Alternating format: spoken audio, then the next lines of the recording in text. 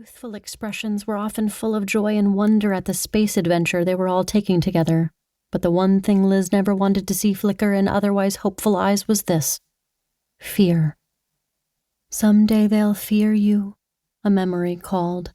A voice from her past haunted her as if the speaker were right next to her ear there on the bridge.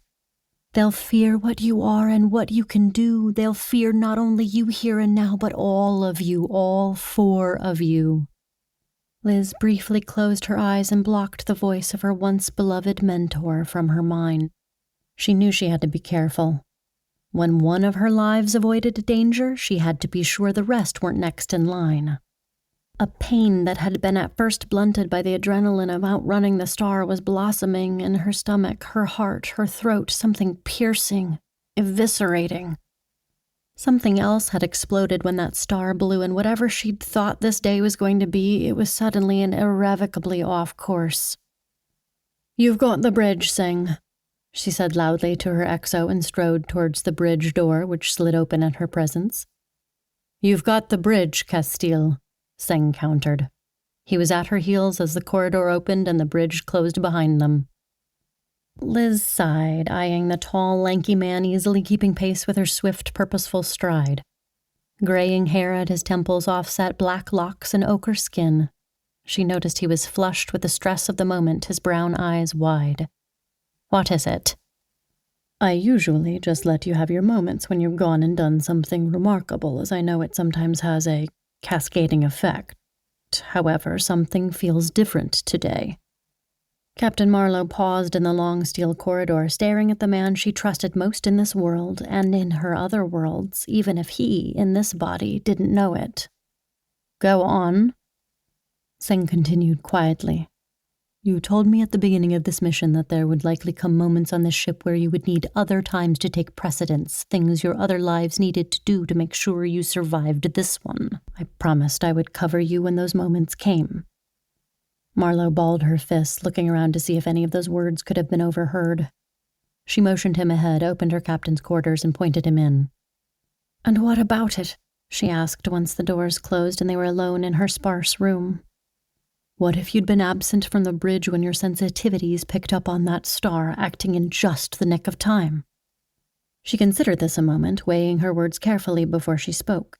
He wasn't wrong to be concerned. It was the thing she feared most, not being in the right place at the right time. "I trust you'd have done the right thing too, my friend.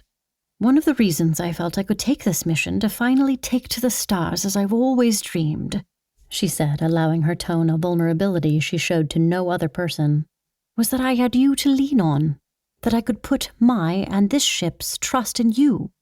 I live a solitary life and need very little, save in each life one person who understands. That's you. As for the rest of the crew, they wonder about your coincidences, about the moments that are preternatural, just like they wonder about the things I sense, the things I can feel about them." "Does that mean we have to wear a label? Segregate ourselves? Do we have to put on robes and declare that we're special, like on the Nest ships? I frankly find all of that absurd. No one needs to know anything about how our minds work. That is our private business." "Is that what you and Professor Sayer fought about before we shipped out on this patrol mission? We've shared nearly everything in life, but you refused to tell me what all that was about, and I wonder if we shouldn't talk about it." The sound of that name was like a slap to Liz's face, and eerie how the woman had just been on her mind. "Why do you bring her up right now?" Liz stared at him warily, narrowing her eyes. "I know your empathic capacity would have marked you psychically augmented by the homeworld from the jump, but you, like me, chose to keep quiet about anything that makes us—" she tapped her forehead, then poked his— "particularly different. And you know Sayer and I always disagreed about that, so why do you bring her up right now?" "Because you are not the only person on this ship she tried to recruit for her school or for the Dark and Light Nest missions for the Psychically Augmented. I've been thinking about her a lot, about our choices, you and me.